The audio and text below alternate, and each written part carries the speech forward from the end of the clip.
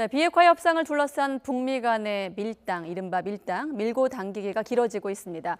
북한이 미국과의 협상에 묵묵부담으로 일관하면서 김정은 위원장의 연내 서울 답방, 그리고 내년 초 2차 북미 정상회담 등 북핵 협상 프로세스에 줄줄이 제동이 걸려 있는 상황입니다.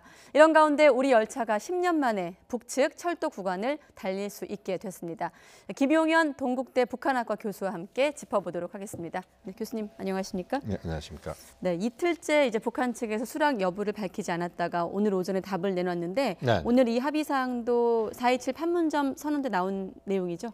그렇습니다. 네. 판문점 선언에서 북한의 철도 현대화, 그 사업을 남북이 함께한다. 그것이 판문점 선언에 들어있고요. 예. 그것에 우선적으로 북한의 철도의 현재 상태를 정확하게 확인하기 위한 그런 작업을 남북이 함께 한다. 그것이 이번 열차 운행의 중요한 목표다. 이렇게 봐야 될 것 같습니다. 네, 저희 강정규 기자가 앞서 전반적인 내용을 다뤄주긴 했는데 조금 더 꼼꼼하게 네. 자료 내용 보면서 교수님과 함께 알아보겠습니다. 조사가 이번에 이루어지는데 동해선 구간은 또 처음이라고 하더라고요. 분단 이후. 그렇습니다. 네, 내용 설명해 주세요. 네. 그렇습니다. 지금 이제 그 화면에 나오고 있습니다만 예. 경의선 구간은 11월 30일부터 12월 5일까지 6일간 열리고 그다음에 12월 8일부터 12월 17일까지 열흘간 동해선이 그 조사가 이루어지는데 네. 지금 이제 경의선은 400km입니다. 전체 구간이. 그리고 동해선은 금강산에서부터 저쪽 그 낮은 위에 그러니까 두만강까지 해서 네. 한 800km 정도 되는 거리입니다. 총 이동은 2,600km인데 구간 조사는 1,200km입니다. 그러니까 이동하는 거리 자체가 예. 지금 경의선 먼저 하고 그다음에 동해선으로 이동해서 거기서 또 조사를 하는 그런 과정이고 서로 또 왕복을 해야 되기 때문에 그렇게 시간이 한 7, 8일 정도 걸리고요. 네. 다만 이제 전수조사까지 하기에는 시간이 너무 짧습니다. 그래서 전체적으로 북한의 그 철도 상황, 네. 또 교량 상태, 여러 가지 그 신호 체계랄지 이런 것들을 정확하게 확인하는 그런 작업이 남측 지금 이제 조사팀이 기관사 포함해서 한 28명 정도가 가게 네. 되는데요.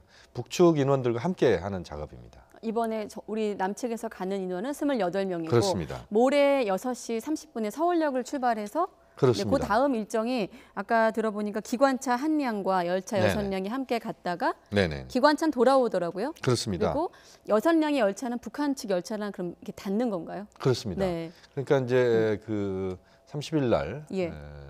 아침 6시 반, 새벽 6시 반에 서울역을 출발합니다.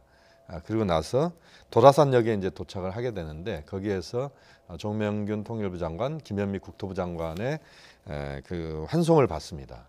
그러면서 거기에서 이제 다시 출발해서 예. 판문점역까지 이제 도착을 하면 판문점역에서는 그때까지는 우리 기관차 그다음에 우리 열차 6량 해서 총 7량이 함께 가는데 판문점역에서부터는 기관차는 북측 기관차로 바꾸게 돼 있습니다. 그래서 거기에서부터 이제 조사가 이루어지는데 6량 열차에는 그 구성이 어떻게 됐냐면 연구 조사 사업을 하기 위해서 이제 사무 공간이 필요하고 네. 그다음에 식당 칸도 필요하고요. 그다음에 침대 칸도 필요합니다. 그러니까 이번 열차 이 북측 구간 네. 경의선 동해선 구간 18일 동안에 모든 이 조사 요원들의 공간은 열차 속에서 이루어진다 이렇게 보시면 됩니다. 그럼 18일 동안 말씀하신 그 사무 공간, 네네. 식당 칸 그러니까 여기서 먹고 자고 다 한다는 이런 말씀이시죠? 그렇습니다. 열차 안에서. 그래서 네. 식수나 유류 이런 것들이 다 한꺼번에 실려서 어떻게 보면 굉장히 어려운 힘든 작업을 해야 된다고 봅니다. 네. 아마 여기에 참가하는 우리 측 그 연구진들이 저는 고생을 많이 할 거라고 보는데요.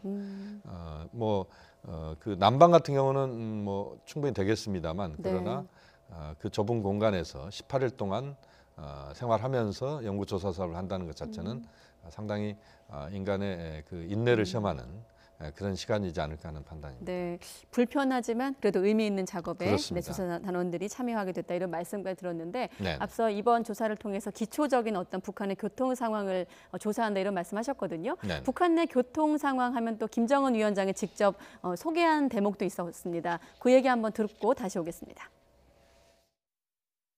대통령께서는 세상 많은 나라 이렇게 돌아보시는데 그 뭐 발전된 나라들에 비하면 우리 대단하게 초라하죠. 우리 비록 수준은 좀 낮을 수 있어도 최대 성의를 다해서 성의를 마음을 보인 이게 숙소고 또 일정이고 하니까 우리 도로라는 게 아까도 말씀드렸지만 불편하십니다. 내가 오늘 내려와 봐서 아는데 이기 때문에 비행기로 오시면 공항에서 응급 의식을 하고.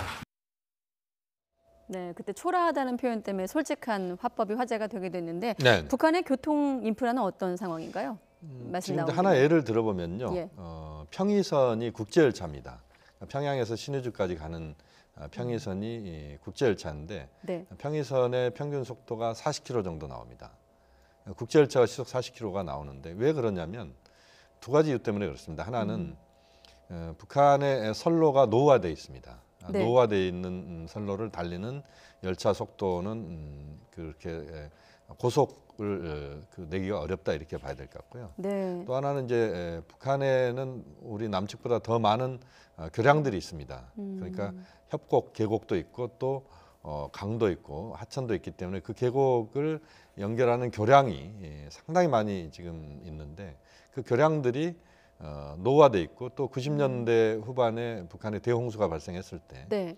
그때 이후로 완벽하게 정비가 이루어지지 못했습니다. 그래서 평지는 한 7, 80km로 달리다가도 교량만 나타나면 10km, 20km 속도를 내게 돼 있습니다. 네. 그렇기 때문에 평균 속도가 40km밖에 되지 않는 그런 상황이다 이렇게 봐야 될 것 같고요. 네. 또 북한 같은 경우 보면은 그동안 북한의 간선 교통망은 대체로 철도가 담당을 해왔습니다. 네.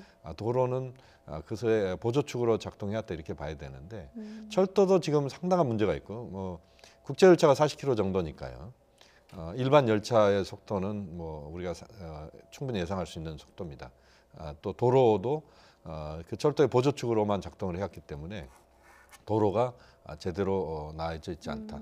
지금 이제 고속도로가 평양에서 개성, 또 개성에 평양에서 신의주 정도, 그다음에 네. 평양에서 남포, 평양에서 원산 정도 이렇게 돼 있습니다만 그 고속도로도 상당히 그 여러 가지 그 손질을 해야 되는 그만큼 좋지 않은 상황이다. 네. 일반 도로나 이런 도로들은 평양과 몇몇 특정 도시를 제외하고는 상당히 좋지 않다. 네. 그렇게 우리가 보고 있습니다. 그래서 2007년 지금 자막에도 나옵니다만 그때도 네. 조사를 했거든요. 그렇습니다. 그때 조사와 지금이 다른 게 아마 이 현대화를 전제로 했다 이 부분이 아닐까 싶은데 그렇습니다. 그럼 결국 이 본격적인 철도 연결 지금 또 말씀하신 현대화까지 가려면 네. 또 우리가 비핵화 진전 얘기를 안 할 수가 없거든요. 그렇습니다. 지금 이제 오늘 발표된 내용을 보면요. 예.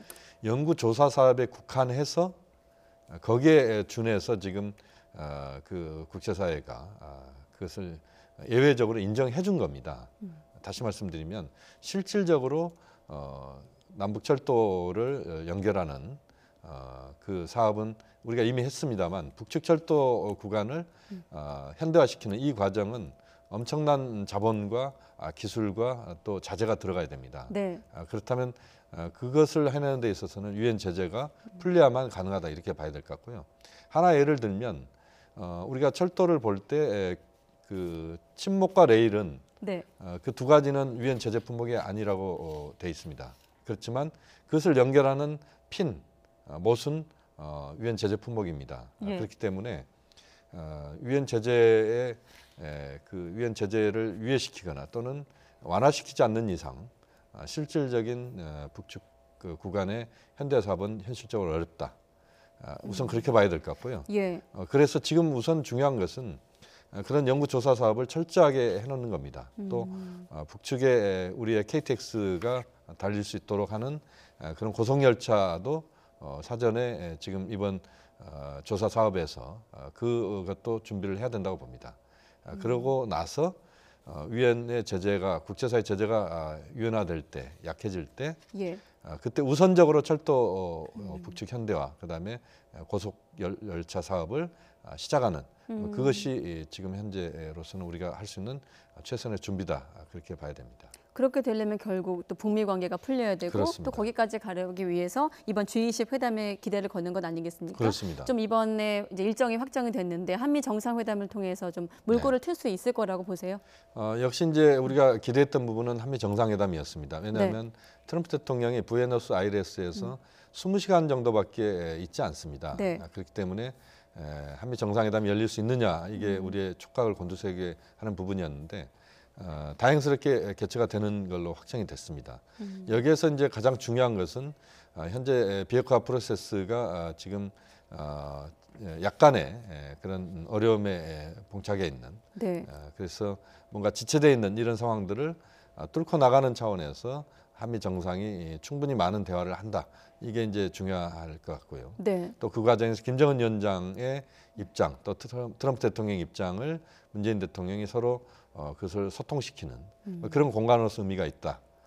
또 김정은 위원장의 서울 답방과 관련돼서도 그 답방의 시간과 시점 이런 것을 전략적으로 한미 정상이 논의하는 그런 자리였으면 좋겠다는 생각이 듭니다. 그래서 그 서울 답방이 제2차 북미 정상회담을 적극적으로 풀어가는 데 있어서 긍정적으로 작용할 수 있다면 그 제2차 북미 정상회담 이전에도 서울 답방이 이루어질 수 있는 것이고 또 그것이 여의치 않다면 제2차 북미 정상회담 직후거나 또는 그 언저리에서 이루어지는 이런 부분에 대한 한미 정상이 충분히 대화를 나누는 자리가 돼야 된다고 봅니다. 네, 알겠습니다. 이번 한미 정상회담 결과를 아마 북한도 지켜보고 있을 테고 그 이후에 또 그렇습니다. 북한 반응까지 한번 지켜보도록 하겠습니다.